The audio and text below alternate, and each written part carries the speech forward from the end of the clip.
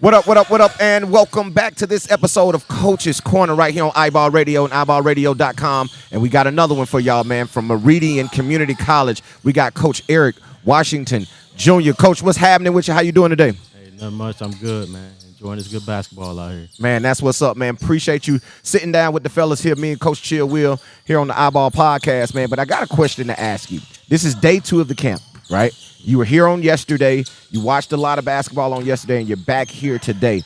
Kind of talk about how you seen camp go on so far.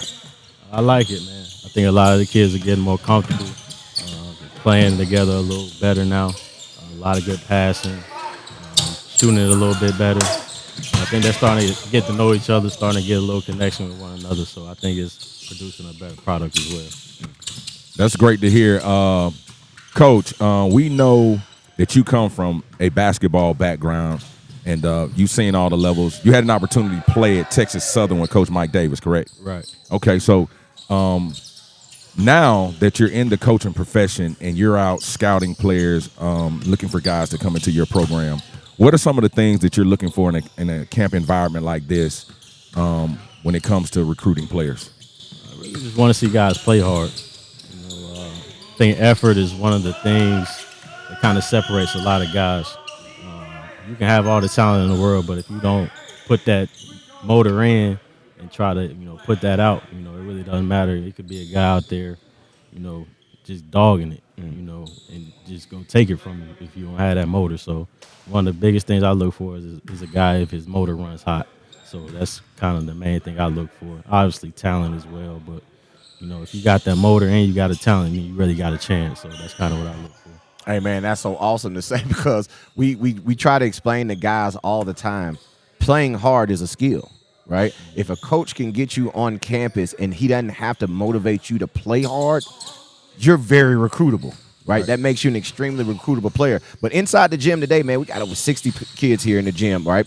And a lot of them are here to gain an opportunity. However, it was a lot of guys who signed up and registered who were so-called bigger names in the state that didn't show up, right? No call, no shows. Some canceled at the last minute to go to either an AAU tournament or just not show up at all, right? Kind of talk about that portion of it when you come into the gym and you see a list of guys before you get to a camp and you say, all right, I've done my research. I want to come see this guy, and this guy, right? And then you come and they don't show up. Kind of talk about a coach's thought process when something like that happens. It's a bit disappointing. I know there were a couple of guys I kind of had my eyes on that I want to see out here. But, they're not here. So, you move on. You look at other guys, and, there's some guys out here playing some good ball. So, guys don't show up. You get to see, like you say, 60 guys out here. And a number of them can play. So, kind of take a closer look at them, guys I didn't really know about. So, they're now on my radar. So, keep it going like that.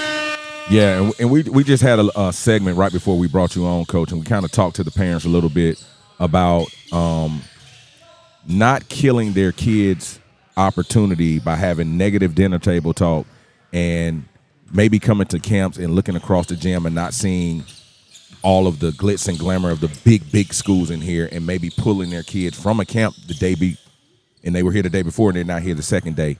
So I just want you to just talk to the parents right quick about how important it is to make sure when their kids have an opportunity to play in an environment like this and in front of coaches, that they encourage them to do what they need to do to get the opportunity because of how hard it is to just play college basketball at any level. Yeah, no doubt.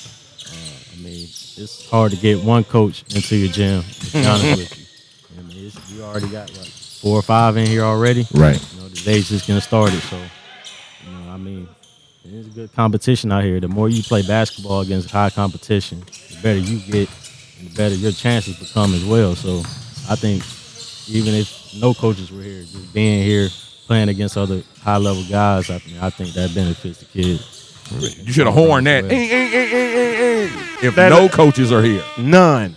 It doesn't matter who's in the gym because you never know what set of eyes can put you in the situation that you need to be in. So, Coach, at Meridian, kind of talk about your program, kind of talk about some of the guys that you're looking for and how you go about your recruiting. Like, because there's a lot of guys that all these guys in the gym are going to listen. There's guys that didn't show up that are going to listen to this podcast. Kind of talk to them about what Meridian is looking for in particular and what guys can do in order to maybe get on your level, get on your radar even more.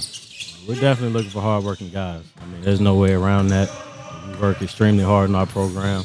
It's a misconception with JUCO, you probably just roll the ball out. It ain't like that with us. So we're looking for hardworking guys with some talent. Really just that, man. Just about us. We had a pretty good season last year. We won our conference tournament. Went to the JUCO tournament in Hutch. We're looking to get back this year as well. So I think we're going to have a pretty good team this year as well. Hopefully we can make some noise nationally in the JUCO ranks this year. Man, that's so awesome. And I'm glad you said this, Coach, because I want people to understand, just because it says junior college basketball, don't think the level is lower. Don't think that you're going to be able to not come in and work and think that's an easy opportunity. Everybody doesn't play junior college basketball, right? Majority of guys in this gym will not move on to play next level basketball. So, like you said, don't think it's just because it's JUCO, you're not coming to work, it's just roll out and go play. You have to do your work. And academically, Coach, kind of talk about that, how you guys really push academically, because we understand it's only a 2-year program. You have to move on. And it looks good on your program to graduate guys. So tell them how important it is to have their studies in order when it comes to playing on the junior college level. No doubt, man. I mean, just playing-wise, every guy at JUCO or anywhere – it's probably not Division I. You want to move on to that next level, and it starts in the classroom. I mean, I'll say this: we had a couple guys probably could have went D1, but they didn't because their grades were not where they should have been. So, like I said, this is my first really recruiting class I'm having coming in. I've been stressing grades. You got to get your grades first. Like, I don't want guys missing opportunities because grades are in the way. Not when there's ample help on our campus, tutors, study halls. I mean, everything. Everything is there to get help. So, it's number one, man, because you will miss out on the opportunity if your grades aren't right. Come on, man. There it is, man. That's big time. That's a big time, man. That's another college coach, Coach Eric Washington Jr. And now, before I let you go, Coach, because we want you to get back to the action and watch these guys so they can continue to garner your attention to get opportunities. But we got to tell them, this is the son of Eric Washington, who was ball game. Huge shot by Rashad Bryant. Yeah. A young KG, Rashad Bryant, class of 2025. Coach, I'm putting his name in your ear right now.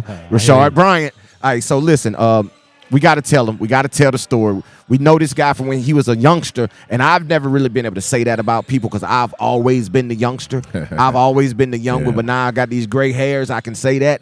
But Brian was a teammate of Eric Washington. Actually, they were roommates. And I'm going to tell you a quick story about your dad, bro. I went up there in the summer. I was in like the 10th grade. I spent the whole summer in Tuscaloosa, right? We going to everywhere every day eating. And Guthrie's was big. Yes, sir. Your dad used to come in there every day. And he didn't do this for me. Not one day, ever. Your dad came in there every day and was like, yo, D, want some Guthrie's? And he would bring me Guthrie's every single day. He washed, baby. I ate that for an entire summer. I used to come in. He used to come in and be like, bro, where you get Guthrie's from? He washed. He washed, man. Yeah. So, man, appreciate you. We're proud of you, man. No Glad doubt. to see what you're doing, man. No Continue to go up. And like I say, the line is open. Whatever you need from us, man, let us know and we'll help you out with it. For sure, man. I appreciate that. No doubt, man. There he is, man. Coach Eric Washington Jr. from Meridian Community College, man. Listen, I'm telling y'all, he said what other coaches say. Y'all keep hearing the same thing. Chill Will, they keep saying the same thing. Y'all will learn one day, man. Hey, man, we'll be right back, man, right here on the Eyeball Podcast. We out. Peace. Peace.